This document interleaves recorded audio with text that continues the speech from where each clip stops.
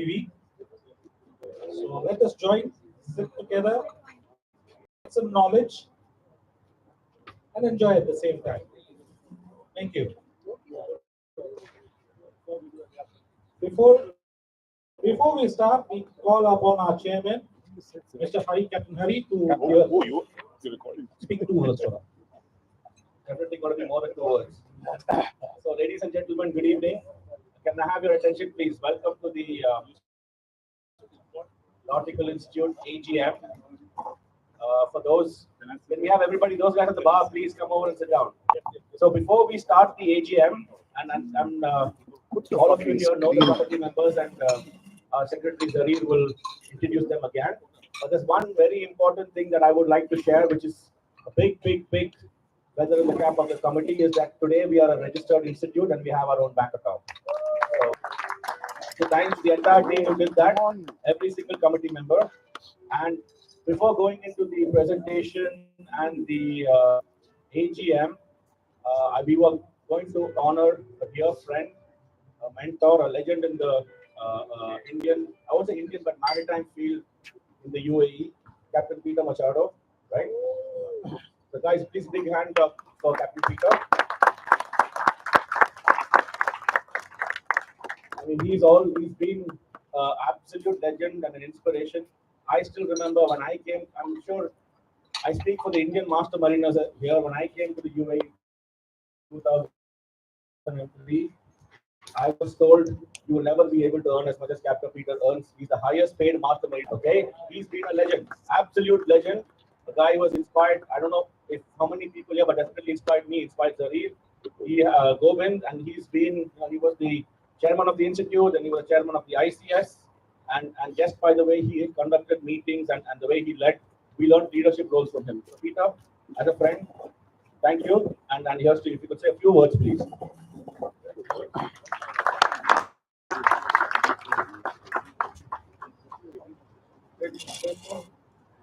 A few words of this committee.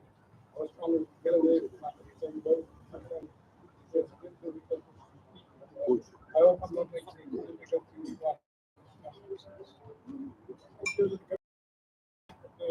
Institute, separated from everybody else, both seafarers and non-seafarers.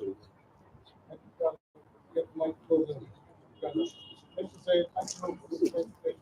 Thank you for coming here. Thank you for the online value. So we can it's a bomb. Yeah, when it's 1 year, it can be pressure. And that's what I think is safe. And it was good to see the changes of it better. It's what I say to our children. I think they're going to inherit a tougher world. The same thing, I think, with seafarers. The weather is getting stormy, more frequent. Ships are built to what I call a very dirty word in the English language. It's called optimization. Why wouldn't it 20 millimeter? Something like that.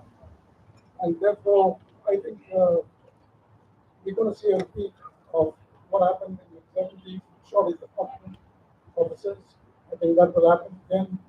I think there's room for everybody in the nautical profession, because what goes by sea is an incredible amount compared to what goes by land. However, that is 95% of what I have. I think we will put a few presentations, one short presentation of a few slides. Thank you for that. I appreciate it. Thank you.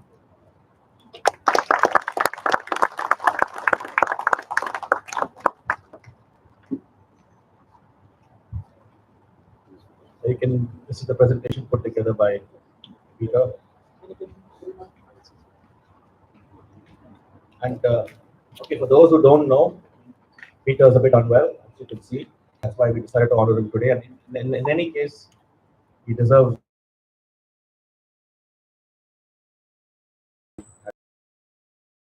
One small story about Peter is I would not mention the guy. Couple ago, there was an Indian master mariner who was, in a financial difficulty. And I called up Peter and I said, listen, this guy's in trouble, so maybe we can try to do something. And 2 days later, we met at the Seamen's Club for a drink. I said, Peter, about this. He said, don't worry about the guy. I already said to this guy. He gave him the entire amount of money without expecting anything back. Right?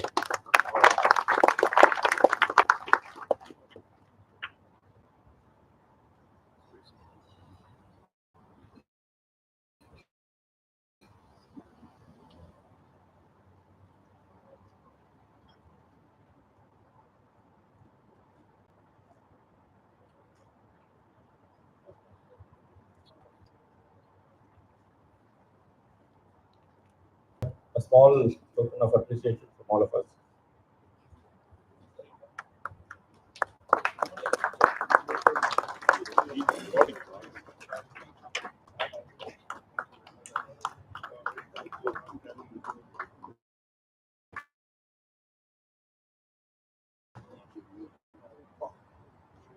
Hello, Mr. Saini.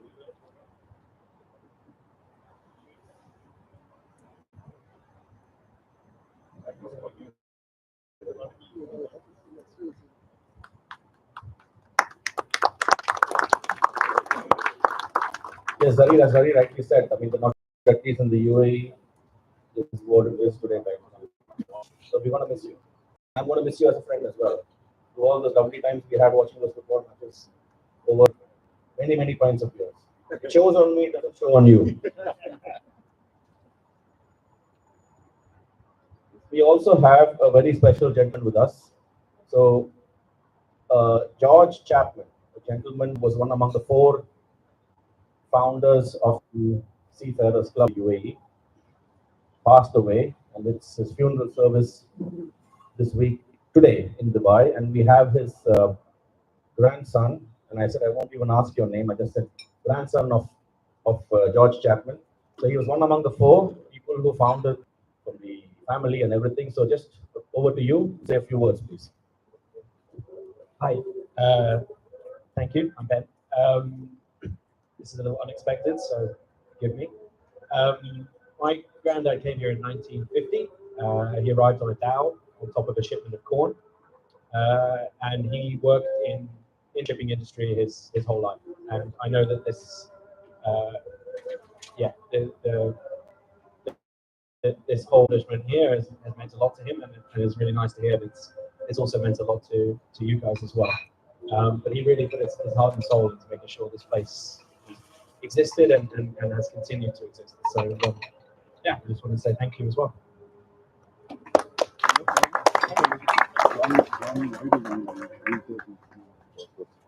Get John. We also have John Lloyd, CEO of the Nautical Institute. So as we commence the AGM, John, if you could say a few words, please.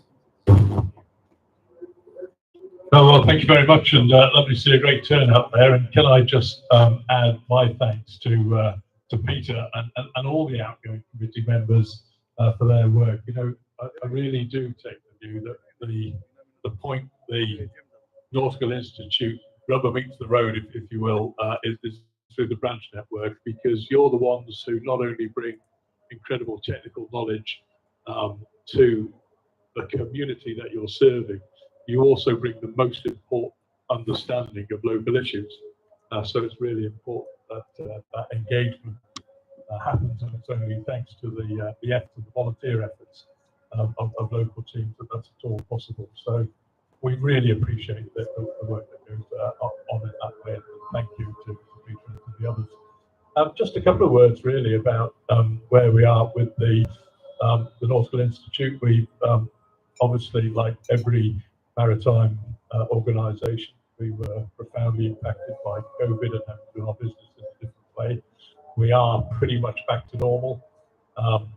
Since COVID began, we've moved into new offices. So we now have a new location, which is exactly next door to the old offices in Lambeth Road in London. So it's a modern office. It's building management controls and all the rest of it. So it has a number of meeting rooms, and we'll be holding our council meeting here for the first time in December. So we're very much looking forward to that. And for those of you who have taken the opportunity of reading the strategic plan, of course, so please have a look by 2026. And the current figures, we started off at 6,700. We're currently less than 9,500. So we're very pleased with that membership growth, and well done to everyone who's been involved with encouraging members to join, to be part of our global maritime voice, supporting professional development and maritime excellence. Part of that picture, of course, is the free student membership, but it's only part of it, and we look forward to those leaders of tomorrow becoming members in their own right rather than associate student members in due course. But they are the leaders of tomorrow, so it's important that we engage and listen to them from an early stage. So please, if you are in contact with student members, give them a very warm welcome. We have a new appointment. Some of you may know that Bridget Hogan, who's been with us for many, many years, retired at the end of 2021, and she's been replaced by a man who used to work for us but left in 2015 to go and work for Nautilus and then later for the Ocean Technologies Group. So Stephen Gosling has now returned to the Nautical Institute as our Head of Information Publications. So it's good to see him back. And we recently launched the bulk carrier practice book, which is probably last month is our biggest selling in terms of value of books sold, is probably the biggest month since we existed in all of our history. So it's very successful, and we'll be promoting that book further at the International Bulk Journal Conference next week, which we're very much looking forward to. David Petreko and his team are very much involved in looking at best practice on bridge operations through an ocean project, which is a European Union funded project. Of course, we're not part of the European Union anymore, but there's a convoluted route to get that funding from the UK government. But that project's going very well, and he has team in Ireland. And then finally, for the moment, just to leave a couple of minutes for questions if there are any, the dynamic positioning remains the global benchmark. It's my estimation there are about 27, maybe 28,000 dynamic positioning operators around the world, and 97% of those have got qualifications from the Nautical Institute. It is the Institute benchmark.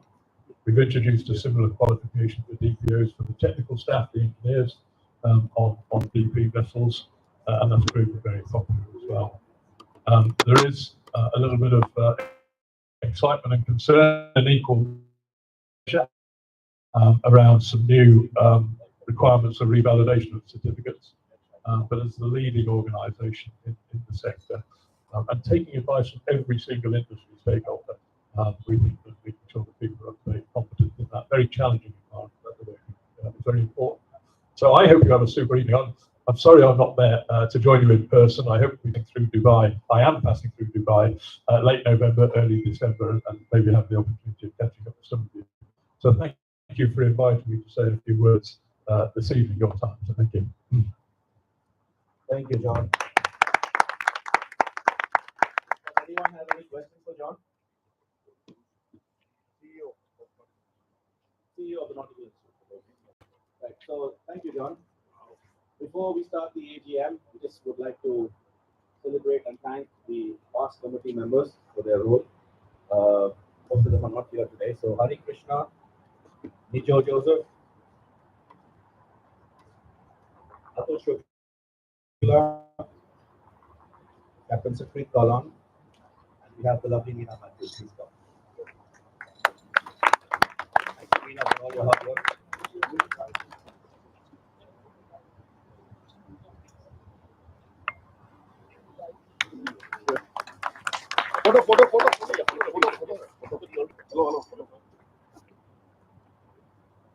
We actually know now where we stand in terms of balances, as in monetary balances. Over to Captain Govind, our treasurer. Okay, thank you. I'm going to leave now, but thank you very much. Okay, bye-bye. Good evening, everybody. Most of you know me, Govind Kukreja, one of the treasurer. Took over from Meena, by the way. Well, as Captain Hari mentioned, we are now registered entity as Nautical Institute, and the bank account is the same name also. So now we can organize events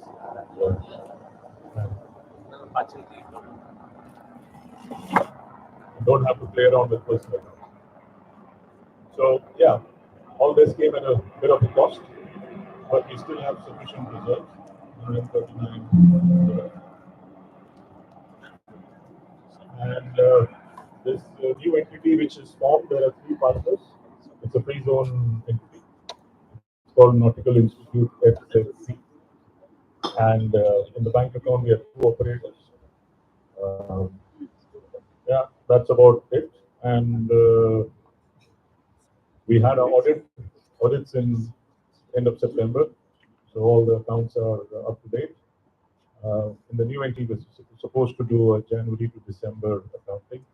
We'll consult the auditor and see how we can change that. Other than that, things are looking good, and we are ready for the forthcoming events. And anybody wants any further information, more on that. And here's Captain Zarish, Secretary. Thank you, Govind. And it is 139,000 dirhams. So, gossip here. 139 dirhams. Engineers, yes. Greece. All right, guys. Thank you very much for coming, and thank you for believing that we'll put up a good show. We just thought we'd change the scene a little, get it a little outdoors, and thanks to the seafarers community, the seafarers center team, Shok, Raman, and the boys here, Jared especially, turned up. You don't seem to age. I want to know what you're eating, so I share the diet. But fantastic job done every time, and trust me, all we have to say is we're having an event on this day. You decide the menu. They tell us how many people are expected, and rest of it is done by them. So thank you so much. Please pass on my personal gratitude. You make it very easy. At the same time, that's one of the reasons why we can keep coming here. So, Peter, my personal thank you to you too. You've been the star, and also to the committee members. Amina has been a treasurer, and she's held the purse strings as tight as they could. And that's how we've been handed over a good 130,000 plus. And we tend to increase it as much as we can. We've got a fantastic team put together. We've got 21 committee members, and we've structured it in such a way that we've got the subcommittee now who are wanting to support the institute, but we can only have so many committee members. So we're having a pool of subcommittee members, and the most active ones, the most keen ones, those who have more time, will be as and when inducted into the main committee. That's the structure we've kept. We as a committee have all agreed. But here are some of the initiatives we've taken. We've set a new website up. We've got a new domain name. We had a few events. We're coming up 3 days up on Saturday. We're coming up with this cricket tournament. So Richard is personally going to come, but to emergency travel schedules, he's left the World Cup match refereeing duties and had to travel back to the island. We got the upcoming Christmas party, and this is something that's very dear to us. We're keeping up the tradition of having our Christmas ball. And go back one, please. And we're gonna have this at the same venue we had for the last few times at the Montgomery Open Air by the poolside. The tables up for grabs for those whom numbers mean a lot. There's a little number mentioned there. So loosen up your purse strings. Any proceeds from this are all going to be kept in the kitty, and as a result, will help to the seafarers community. The next one is the traditional nautical ball. The whiteboard auction is back in the same venue. For the sake of continuity, we kept it back at the Regents, Hyatt Regency. We've got a tentative date of 1st March block. We've not yet finalized it. So keep that as a date. It may not change, but it's the 1st of March. It's way back in Dera. It's on a Friday. Like it or not, that's the date we've got from the hotel. So we like to keep it there if we can, but please come in. We would accept any donations, anything that you'll have in your house, which is a memorabilia for the nautical community. We'll put it up for auction, and the proceeds will again go back to the seafarers. That's what's happening today. And we've helped a few seafarers, or a few students to get in, thanks to a few of our committee members who put us on to people who could recruit these youngsters who are looking for jobs. They mainly come from references amongst our community. We've got a few vessels here, 3 vessels in Sharjah. which the owner have abandoned, and the flag has been registered. There's a MLC litigation going on, so we are committed to help them.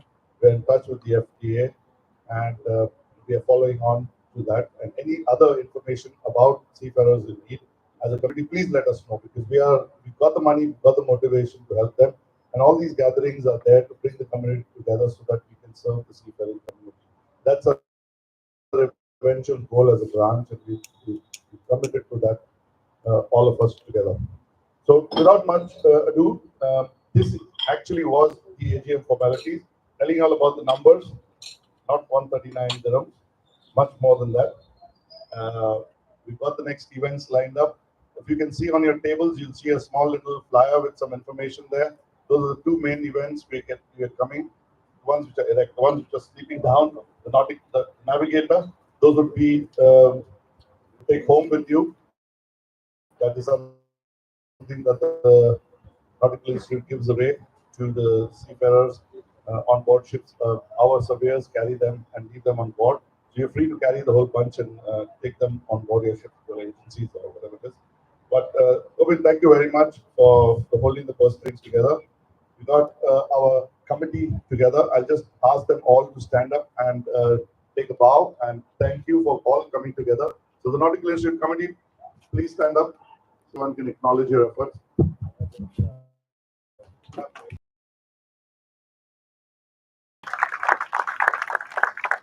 I wouldn't already had an introduction session for them, but thank you all. They've all been given duties, and thank you very much for holding on to the vote. And over to our main knowledge sharing event. We would like to all thank Veritas for the lovely snacks and the drinks that you'll have had. Tansel is here. Tansel has been a friend of the Institute and has kindly volunteered to come and share his thoughts on the IMO updates, so that we don't just eat and drink and feel good about coming here. We also go back with a bit of knowledge, and we won't. He promises he won't take more than half an hour to keep us back our networking events. But Tansel, please introduce yourself, and over to you, sir. Thank you very much, Captain Zahir. Good evening, everybody.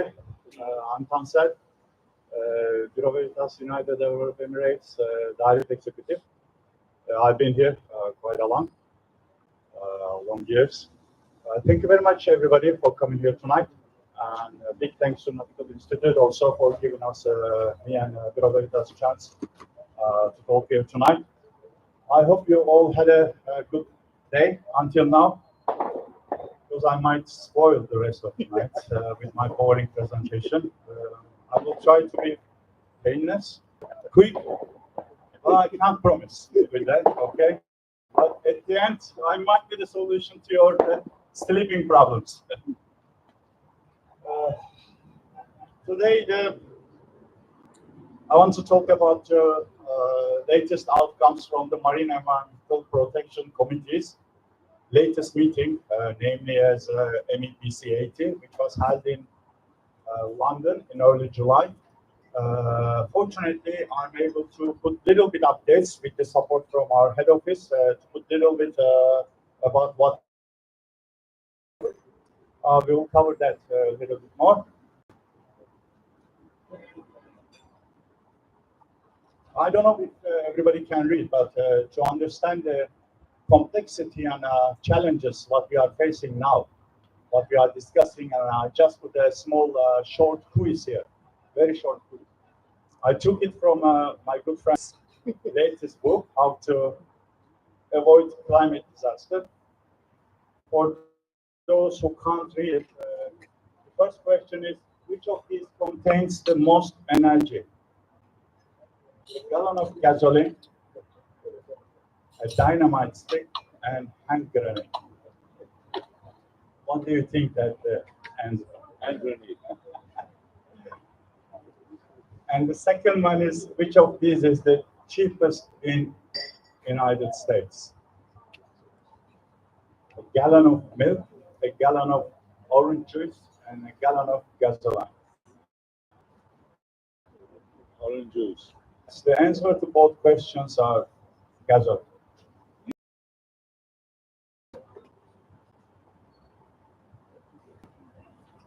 Let's go a little bit back. 1997, Kyoto Protocol. Kyoto Protocol formally was the first protocol talking about reducing the GHG emissions. Although most of the industry experts looks to Kyoto Protocol as a failure. Fast forward 2015 comes Paris Agreement. Came into in force in 2016. 2015 Paris Agreement was talking about the GHG emissions, and first time they set a global target to keep the mean global temperature below 2 Celsius and even 1.5. However, it was 2018, the MEP 72 created the initial GHG strategy, which was not in line with the Paris Agreement. Coming 2021 with MEPC 77, first time the GHG strategy revision has been had. And as promised in MEPC 77, which was targeted for MEPC 80, now we are here. MEPC 80 in July adopted the new strategy with strengthened levels of ambitions. I should say that this is the biggest outcome of the MEPC 80. So first time they put the strategy to have the net zero emissions by 2050 and to put the indicative checkpoints in year 2030 and 2040. Markets compare. Together with those short-term measures and mid-term measures as brought also. The short-term measures, we are talking about the effectiveness of reduced carbon intensity, experiences with enforcement by flag and port states, DSC, data collection system enhancement, impacts on the states, CII metrics, correction factors, and life cycle assessment, LCA guidelines. We will see in the coming slides a little bit more details about those issues later on. And midterm measures, no surprise here.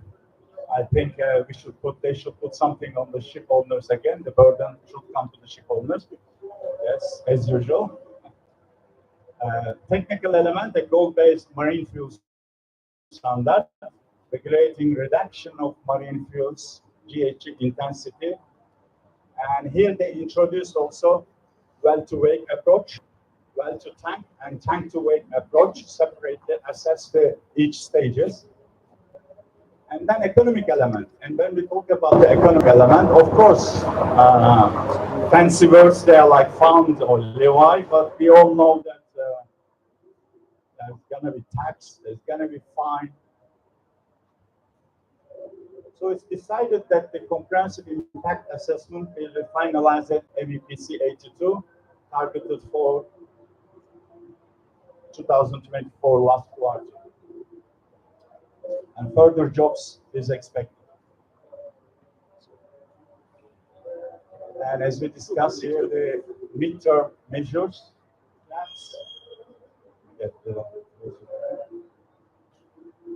we are at the MEPC 80, and then next year there's gonna be MEPC 81,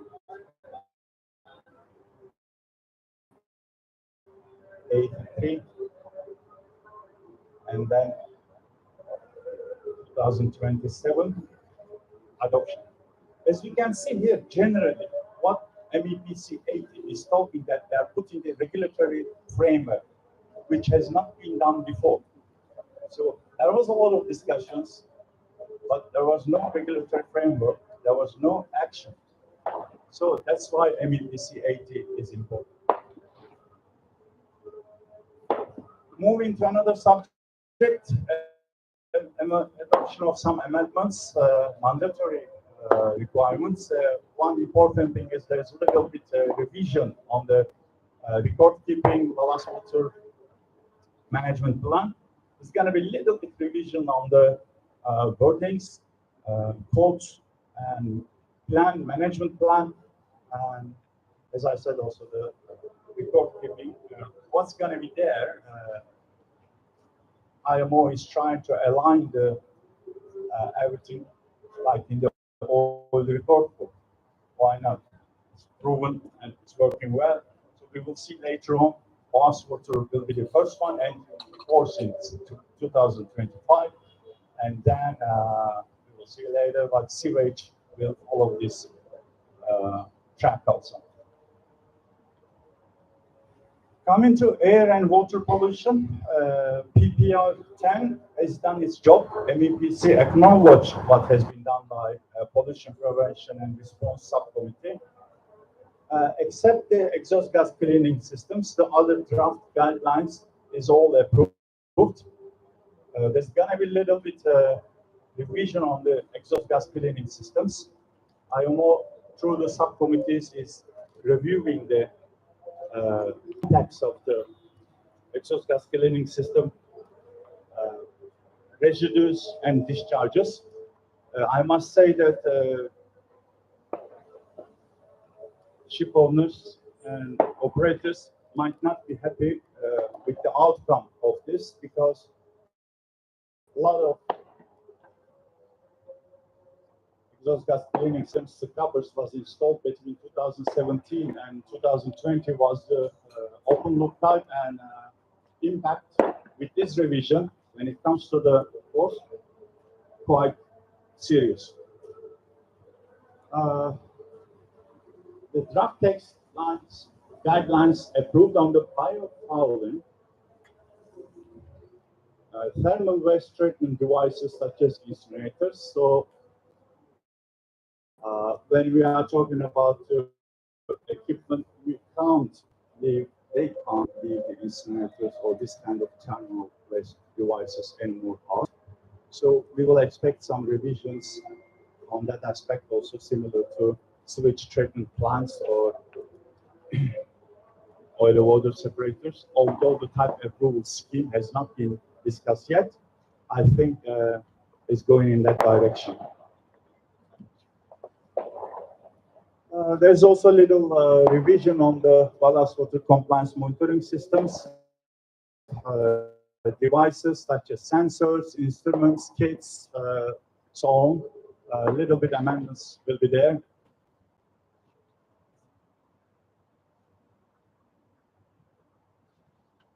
One outcome also, which we cannot deny, that EPL and Shapoli systems must have some sort of impact on the reduction of the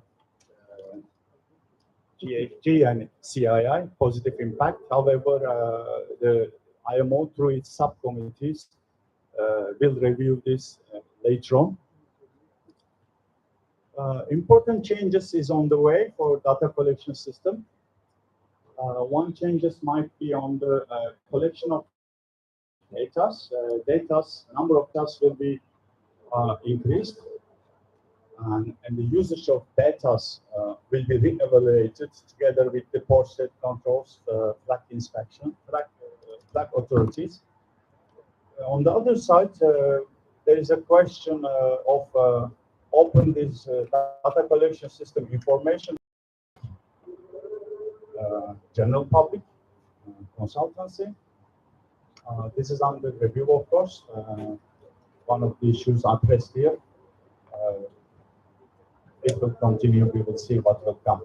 Time frame, again, we are looking up to 27. Yes, one of the important issues also, LCA guidelines, which will give the complete overview about the fuel. Any fuel. Here we are talking about identifying the fuel pathways, creation of the FLL, very similar to MSDSS. and develop guidelines on verification and certification. Again, when we have the some sample fuel here, we are assessing the IMO is assessing the GHG emission cycle for those fuels from the production up to the usage, even including the emission cycle. So that's so-called well-to-wake approach.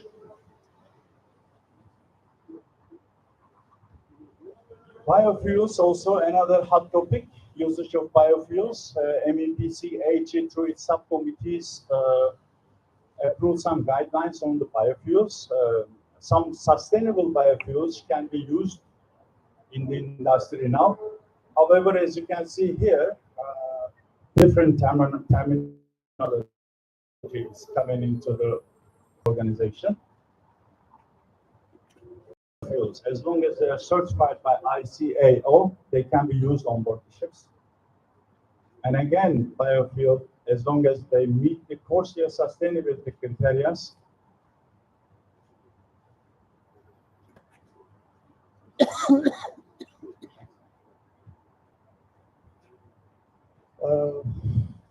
here it gives a little bit overview of what's next at IMO.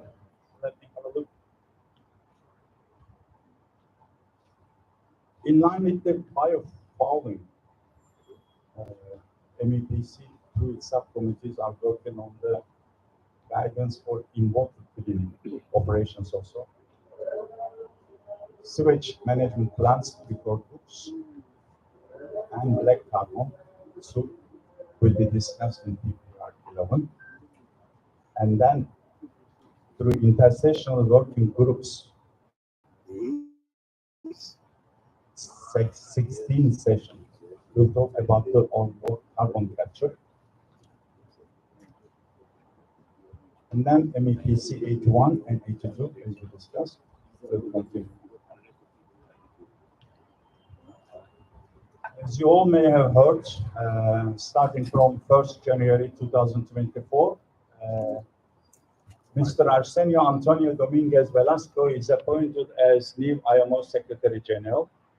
Mr. Antonio is presently heading the Director of Environment, and he is a very active gentleman. He's selected with a majority of the votes, and he will not hesitate to take drastic measures. So we all expect fast process in next couple of years, at least in his term, which will be 4 years. And of course, he will have challenges, will have reluctance from the market, industry, with regards to this implementation, especially in the implementation of the short-term and mid-term measures. We can't deny the carbon capture will have positive impact on the emissions, reducing the emissions. However, the committee is working on that because eventually everything has to be revised, and this may go up to the revision of the NOx technical code and other instruments. As this issue is very big, because a lot of carbon capture systems is in the implementation now, different type of systems, especially with regards to R&D. MEPC and IMO wants to wait and see what kind of innovations will come in next years. So they will amend this, they will take all this into consideration. In line with what MEPC doing, of course, Marine Safety Committee, MSC, is also in parallel. They are also developing the correspondent groups to support all these issuance of the guidelines and adopting the guidelines and bringing them in industry.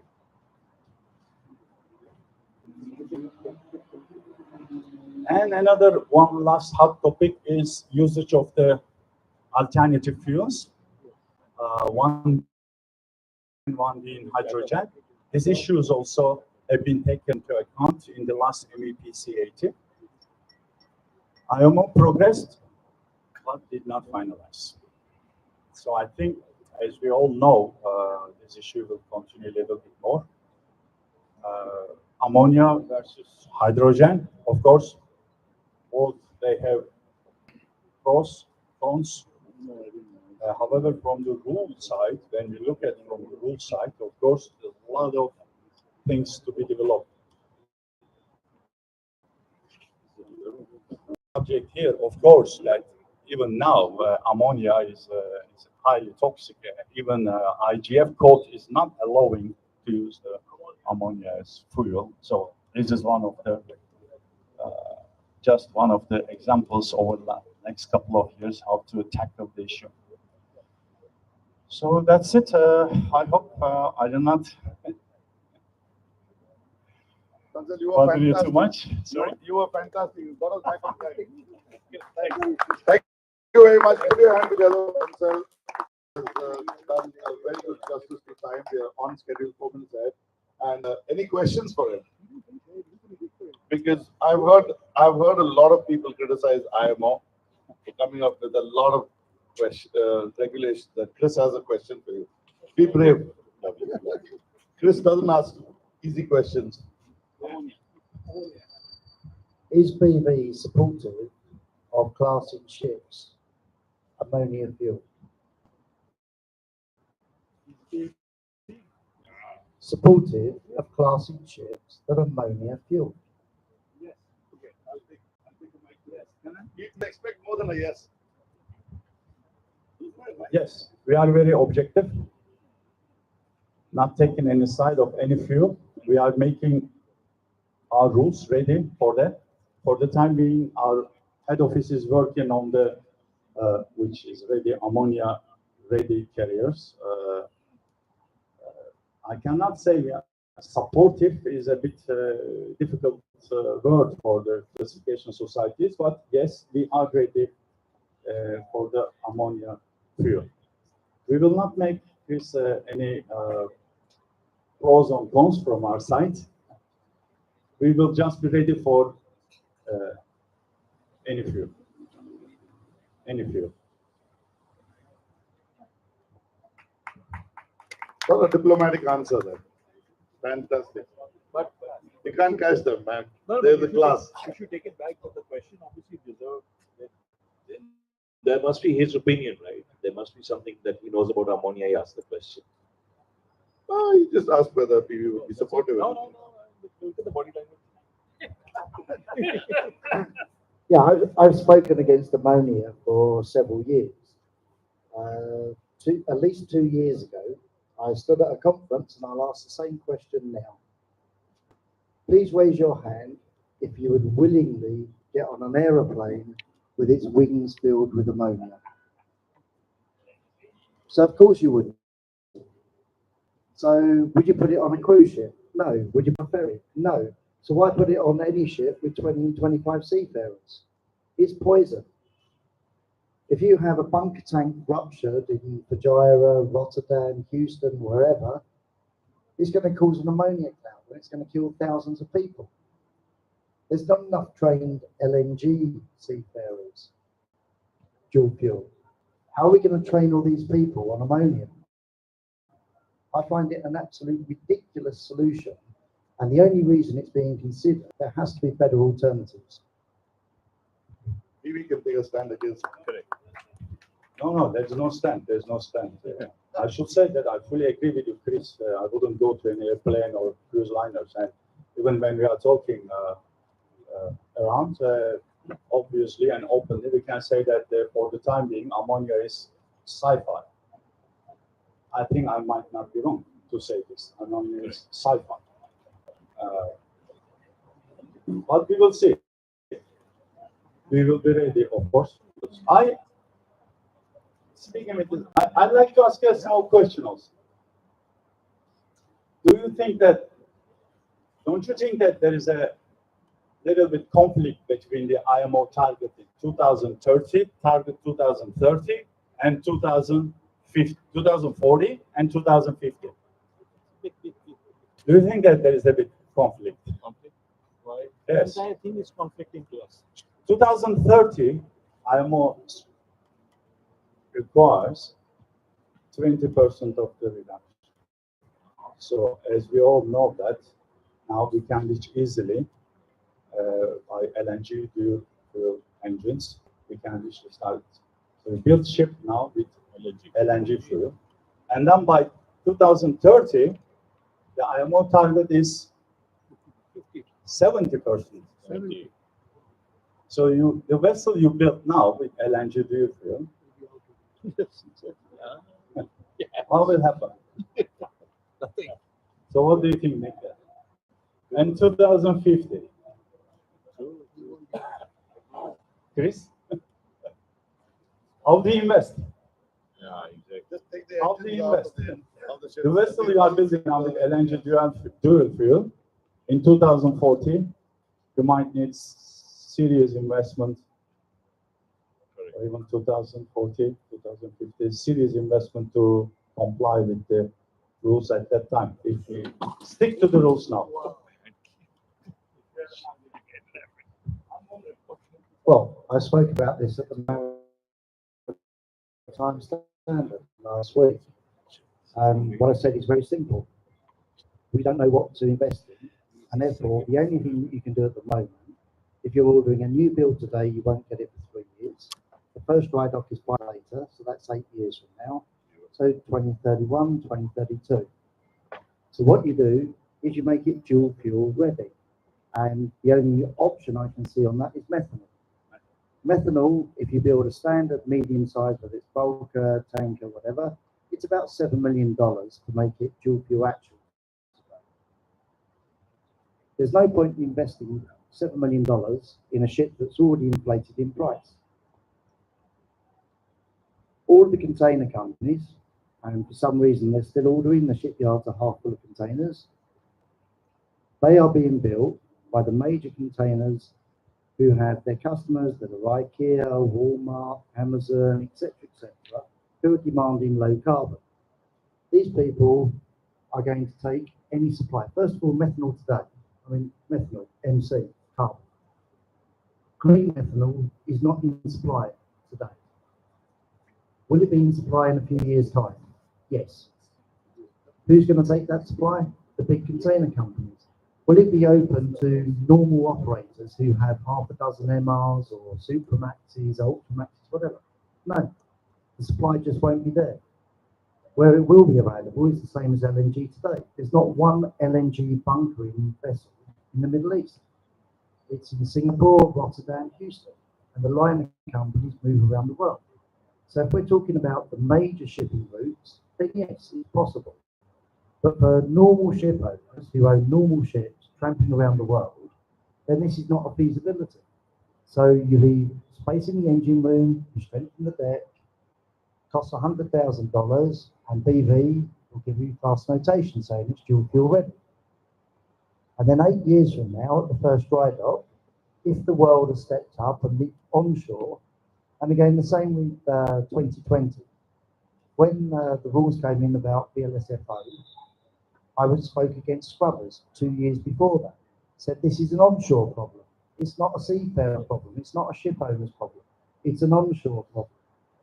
You need to do it onshore, and the supply needs to be made available, and it needs to be given to the ship owner. The only reason ship owners are being picked on is because we're stateless. Do we see the airlines? Do we see the airlines being picked on? No, because they've got major countries behind them. Thanks. Well said, Chris. I think we should solve this problem over a couple of drinks and get the engineers out of the engine room, get back the sails. This problem didn't exist 100 years ago before engines were invented, and shipping and ships have been around for millions of years, and we're very happy when there were no engines on board, weren't they? The Nautical Institute, navigation as a profession was so much. We used to save our rum barrels where your engine room of today is. That used to be full of our rum barrels.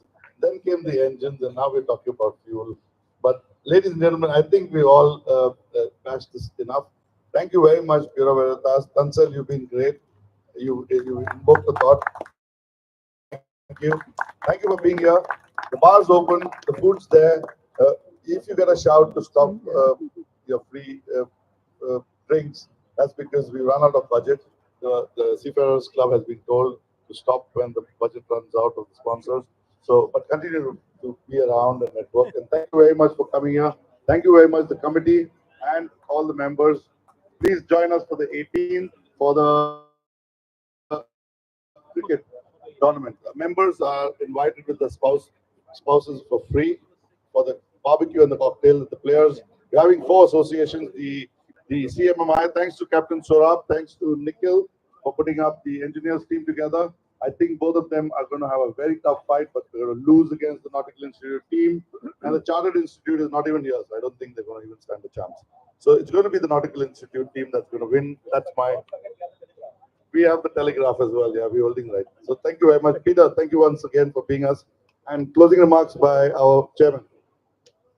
Ladies and gentlemen, again, thank you. We had a very successful AGM. Again, nothing would have been possible without the dynamic committee. So committee members, please take a bow. And Peter, all the best to you, my friend.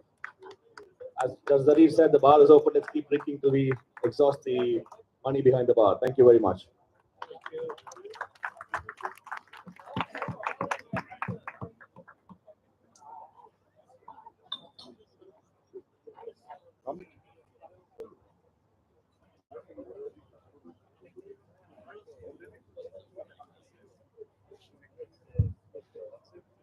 Guys, one appreciation left behind. Thanks to Kareem and Ruben. They've been fantastic. Been IT support. Although the screen fell off, but they put all the presentation together, and this event is live. It can be retrieved on YouTube. Thank you, Kareem. Thank you, Ruben. You're welcome. Thank you. Goodbye.